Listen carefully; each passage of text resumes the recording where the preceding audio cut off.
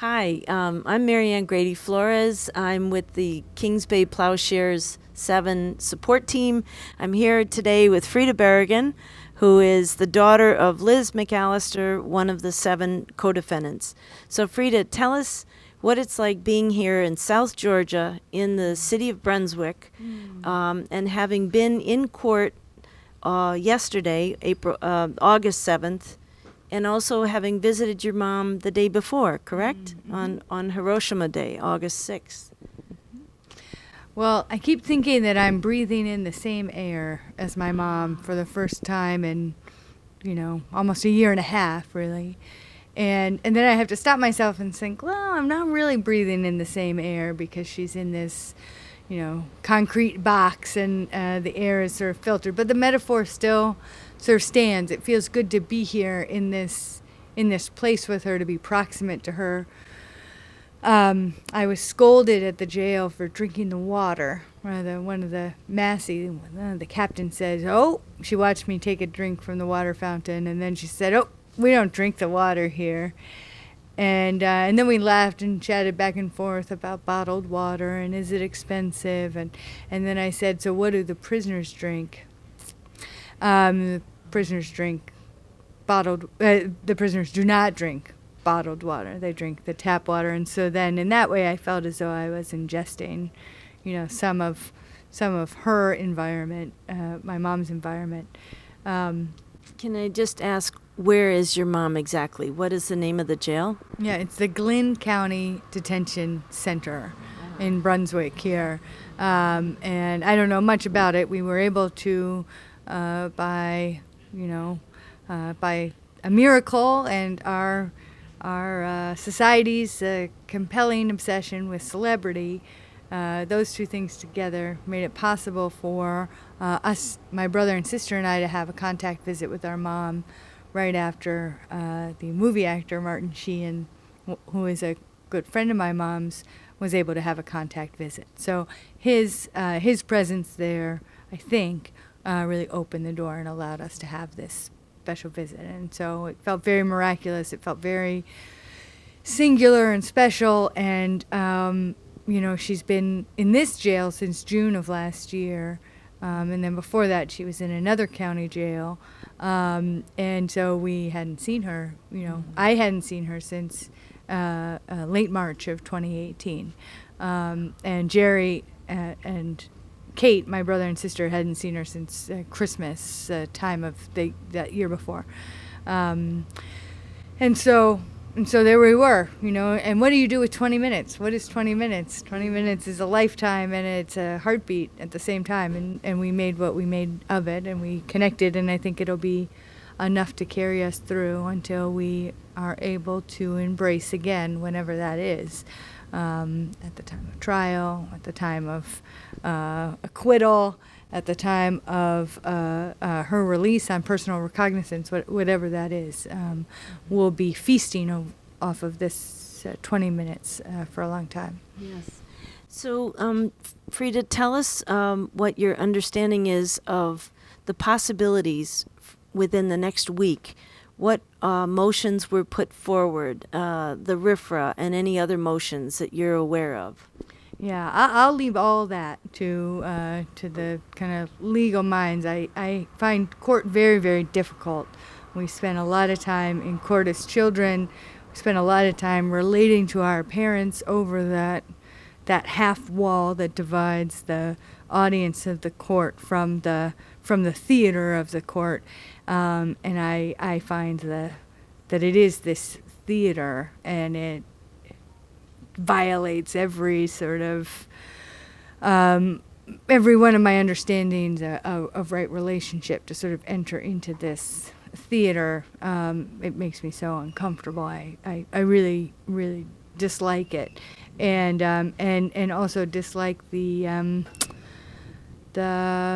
guesswork and the kind of if this and then that's that and I find it all very perplexing, and so I understand it. I appreciate that people are able to enter into this space and kind of navigate and speak this language and know when that language of the law is no longer the language to speak and divert from the script, like all of that is incredible, and yet it is all I just sit there and kind of, So, Frida, for those that don't know your parents, maybe you could just say a sentence or two about who they are, what their names were, and what they had started from back in since way early. Where to start, Marianne? Yes.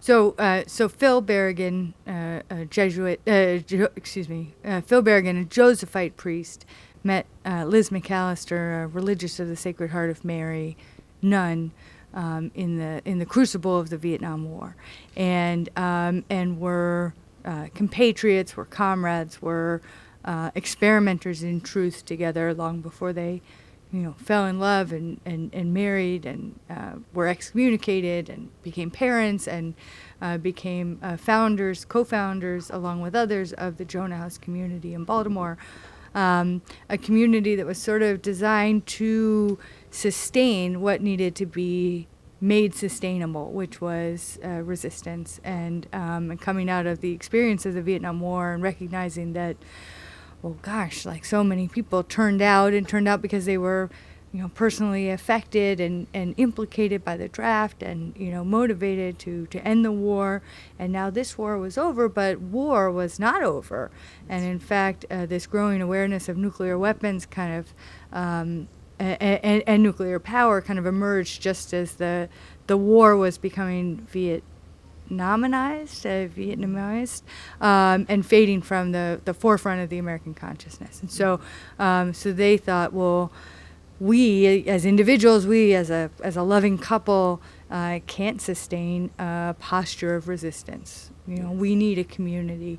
And so they and others gathered that community and then knit it together with prayer and study of the scriptures, and common work and a very simple, maybe even austere sort of lifestyle there at 1933 Park Avenue in Baltimore, and so that was the life into which my brother and my sister and I entered, and this extended community, this community of communities. The Atlantic Life community that they helped to found, and how we know each other, and how our parents know each other from way before back. That, and so this extended family kind of developed, and of Catholic worker communities and fellow travelers along the East Coast. And then one of the extraordinary things about the Catonsville 9 and the draft board raids that were catalyzed by that particular action was this taking a personal responsibility of stepping out of the mainstream of society and into places that were verboten, places that we were not allowed to go as common people, and destroying property, taking responsibility for property that was not proper, that did not uphold or sort of protect human life, and so that kind of logic, the logic of Catonsville, the logic of the Baltimore Four, the logic that kind of invigorated this whole movement of draft board raids throughout the late 60s, early 70s, was kind of reanimated in Plowshares in the early 1980s, and so Phil and Dan, 6 other stalwart, incredible souls, many of whom were just sort of alive in the court yesterday. Molly Rush, Ann Montgomery, John Schuchard, Dean Hammer, Elmer Moss, Phil and Dan. I feel like I'm forgetting one. I can't remember right now. Carl Cabot. Who is still with us? Who is still, as is Molly Rush and Dean Hammer and John Schuchard. So they, studied the scripture. They, studied their conscience. They studied the landscape and our context there, and went into King of Prussia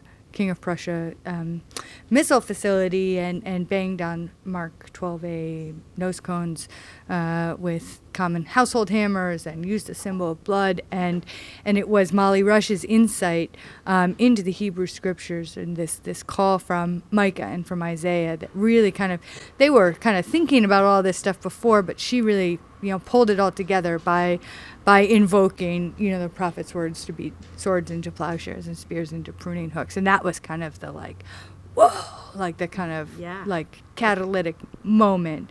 And since that time, and they awaited arrest and were prosecuted and faced long jail sentences, and then this kind of new model was off and running, and there have been 100 or so of these Plowshares actions, people who have sort of adopted this, and at some point there's been very there's almost a school for plowshares kind of thing, administered by Elmer Moss and Phil and perhaps a couple others, and at other times it's just kind of taken, burned like an ember and kind of carried in the wind, and it's carried to Sweden and it's carried to Australia and New Zealand and to other countries, and Germany, all these other countries, and now now it's carried us all here to the live oaks of southern Georgia and this swampsness that we're in right now. And so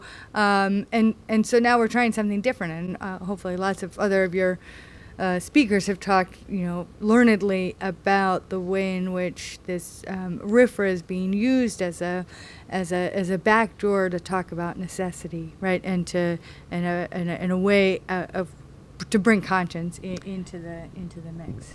RFRA being the Religious Freedom Restoration Act. Right. Yeah. I think the next child that's born has to be named RFRA, so we just kind of say that word in a different context. I was hoping the baby born early this morning in New York to Karen Gargamelli and Sean McCrighton would be named RFRA. I suggested it, but they went with Thomas. So.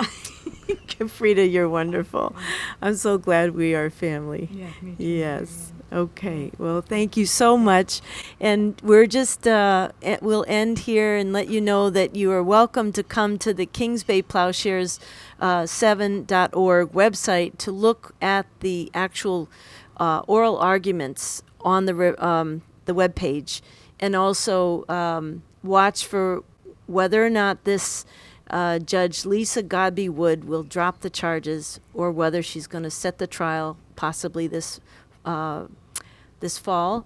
And in the meantime, you can also look for the addresses of the 3 that are in jail, and watch very closely for the instructions, because you're only allowed to send a post office postcard. Look for the addresses on the website. Thank you. The website, one more time, is Kings Bay Plowshares 7.org. Thank you.